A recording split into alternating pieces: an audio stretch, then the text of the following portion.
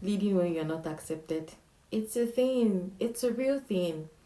It happens in our churches. It happens in our organization. It happens within teams. It even happens at home when you have, a leadership responsibility that is automatically, conferred on you. Maybe because you have younger ones coming behind you. So, how do you lead effectively when you are not accepted? Okay, so the people that find themselves in different scenarios, whether you're in an organization and you've been selected to lead a team, and people don't think you're the best fit for a team lead, or maybe you've been selected or appointed as a chairman or MD, and people feel like, oh, I don't think she's the right fit. I don't think he's the right fit for the position. Why didn't they choose Mr. A? Because he has an impeccable record and all of that. But in any case, people that think that you do not deserve a position, or feel like some people, deserve that position better than you do, they do have their reasons why they think that way. But we are not here to say that, oh, you need to adjust this or adjust that, or try to play into being liked and all of that. I think the final category of people that I think would find this video useful are, women that are marrying into institutions where their husbands currently lead. Okay, for example, your husband is a lead pastor. Okay, and you just got married, and you automatically have that co-pastor position, and you just have to fuse into that community, getting to relate with people and all of that. It may not be so easy. Maybe there are even personalities that probably felt, or probably feel rather, that, oh, pastor shouldn't have gone to marry this kind of person. I don't think this kind of person is the right fit for pastor and all of that.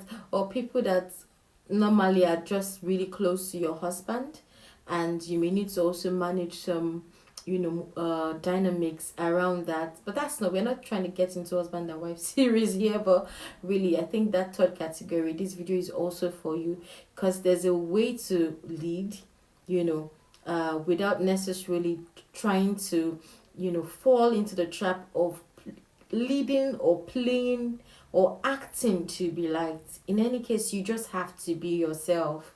You have to be yourself. Okay, so just let me say this, or let me put this out there. So if you're a follower and you find yourself not liking who has just been appointed in the leadership position, trust me, you need to understand that this is just as hard on them as it is hard on you. You need to please just have empathy and look at the possibility of how this can work for your greater good. Okay, it's very important, because even the Bible says that where there is strife, there is every evil work.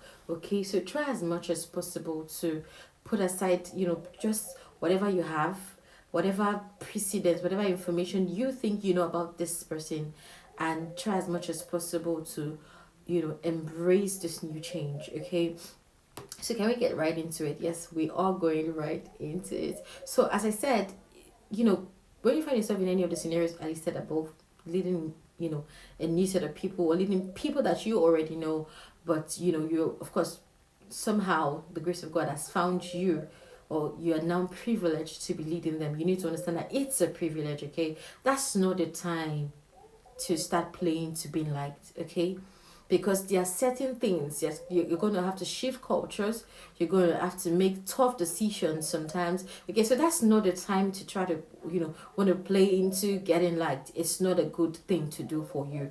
Yes, and it's not good for your leadership journey. So yeah, a few things you need to focus on. You need to focus on the tenets of leadership. Okay, well, why are you saying, Kemi, are you bringing us back to the basics? Yes, of course, I'm bringing you back to the basics before I share the story. Okay, so first of all, you need to have integrity. Integrity is proof of the strength of your character. Okay, so whatever you say to your followers or the people that you are leading, you have to mean every word, every single word.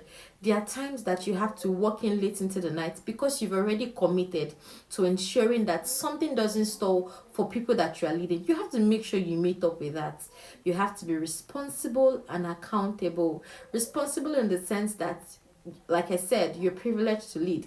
You don't just sit back with your hands, folded. You have to lead by example. I honestly don't know the best way to lead if not by example. Show up. Don't tell them to show up. Ensure they see you at the front. Don't tell them to go and check what the fire feels like. No, just have a first taste of what the fire feels like before you pull the people that you lead along. Okay, be accountable. Ensure that you don't just disappear without trace. They know that this is where our leader is. Our leader is not here because of this. Be somebody that they can always trust because they know that you keep them informed. Okay. The next quality or tenet is service. Service is your badge of honor, dear leader. You need to. I don't. In fact, if you have never served, I honestly don't know how you got into leadership, but maybe you can see me in my DM. But really, service is your badge of honor.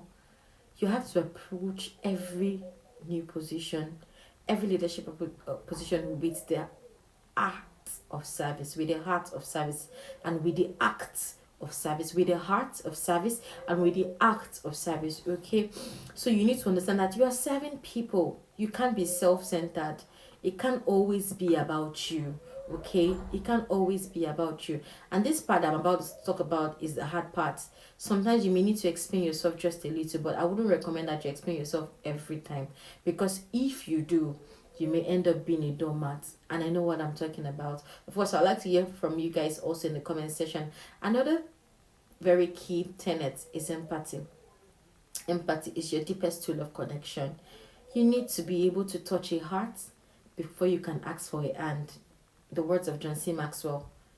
You need to be able to touch the hearts of these people. At the end of the day, we are emotional beings, okay? So they want to know that you care, okay? You need to be able to touch your heart before you ask for a hand. And discipline. I honestly don't know a successful leader who has not put discipline at the forefront, who has not made discipline the core of most of the things that the leader is doing. So if you're not a disciplined leader, in fact you are giving the generation of leaders coming a whole lot of problem. Yes, you are, because you are not shifting cultures. You're, in fact, within you on your own, you're not self-leading in the proper way, because before you can lead others, you must be able to lead yourself. Okay, so maybe I'm going to also do a video on that as well. So in leading yourself, those are the things that you learn, the basics, discipline, and a whole lot of that.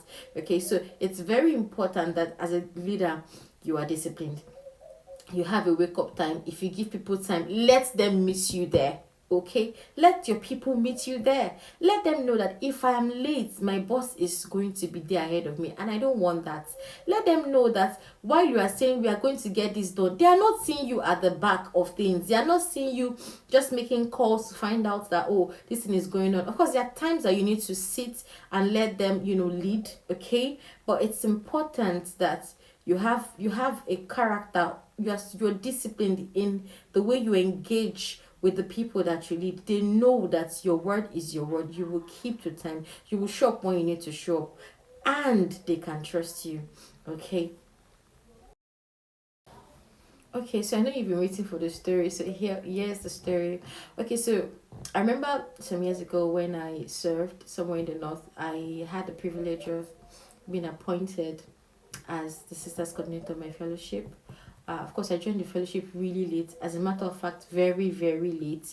And in all honesty, I had no expectation whatsoever. But somehow, I found myself in that position, and I was appointed to lead, as the sisters coordinator of the fellowship, aka Mama. People in Nigeria know what I'm talking about.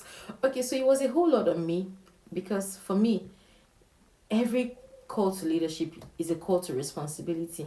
There's a lot to do, there's a lot to clean up, and we had some areas we needed to clean up in terms of relationships, and some other areas which people in our generation, then if you being a member of fellowships like that, you understand what I mean by generation. So it was a huge thing for me because people in our generation then needed to manage some areas with people that were in the outgoing generation. But that wasn't even my focus. One of the biggest challenge I had was acceptance. Oh boy. Ha. I used to have a friend that, you know, I thought we had this connection and the flame of the, friendship was burning. But the moment I got that position, or the moment I was appointed, better put, it was like they poured water on the flame of friendship. I didn't understand how to now manage things because I had to also stand on business, to explain certain things, or also put aside, or put certain information forward. As far as the responsibility was concerned, it was huge. There were so many setbacks because of that, ordinarily, because there were questions like, oh, when did she just come, and not just from someone like her, but there were other people too that felt, oh, when did she come? And honestly, even me, I would have asked, when did I come? But in any case, I found myself in that position, and to be honest, it was hard on me. And that's why I say it is hard on you as much as it is hard on the person who has just been given that position. So sometimes we just need to give ourselves that grace. We need to extend grace to ourselves, okay? Sometimes it's not easy, okay? So I would like to hear from you guys, really. I don't know if I can go into details of how I managed it, but a whole lot of love had to go out. There were times people came into the fellowship with the aim of wanting to say things that would offend me, and I honestly just kept quiet. These were the same people I had to cook for, I had to pray for, I had to do a whole lot for, and I felt like, oh, these people weren't appreciating it, but anyway, I did it. And in some cases, some of them will come to the house, use plates, and there was even a particular sister, she would use plates. And if I say, oh, sis, you have to wash the plate, or you know how it goes, we share responsibility. She's like, she can't wash plate, but you want to use plates. It was a whole lot. I'm telling you, it was a whole lot. But I was able to scale through with the help of God sent men. I'm telling you, God sent some people to me in that season of my life. And maybe this is just to also tell you that there are people that would accept you. Mm-hmm. And if you're in a team of 6 and you have 6 people that do not accept you, and you have just a team of 6, you have 6 people that do not accept you, and you have 4 people rather that do not accept you, and you have 2 people that accept you. That's where you need to channel all your goodness. When I say goodness, I'm not saying you should, be unkind to the rest of them. I'm saying that's where you need to channel all your happiness. Let your happiness that you're getting from those 2, let it spread to the rest of them. Everybody will catch up at the end of the day. And even if they never do, it's going to be a badge, an extra badge for you. Because it will mean that you successfully led where you were not liked, but you did not forget your tenets of leadership. You didn't forget equality. You didn't forget integrity, rather. You didn't forget, to be, emphatic. You didn't forget to have discipline. You didn't forget, to be responsible and accountable. So you hold the people that you lead that responsibility. So never forget this, that even when you find yourself in a place where you are not accepted, because, or maybe you are majority of people that don't accept you, there will always be people that God will prepare for you. Just like you do with Elijah. He said, when Elijah said, I've been zealous for you and all of that, and he was like, I've reserved men that have not bowed, to Baal and all of that. So there will always be people, the God kind of people in your circle. So you need to channel your energy so that you don't begin to get bitter. I'm telling you, bitterness can ruin your leadership training. Okay, so that's my little tip on leading when you're not accepted. Of course, we could share and engage, via the comment section, and maybe we can have a part 2 if some of you have questions. But for today, we're going to be stopping here. Thank you so much for listening. Do you know that I care about you, genuinely care about you? So feel free to connect with me on my social media spaces as well. I can't wait to hear from you. Thank you for listening, and make sure you subscribe, share, subscribe. I'll see you soon.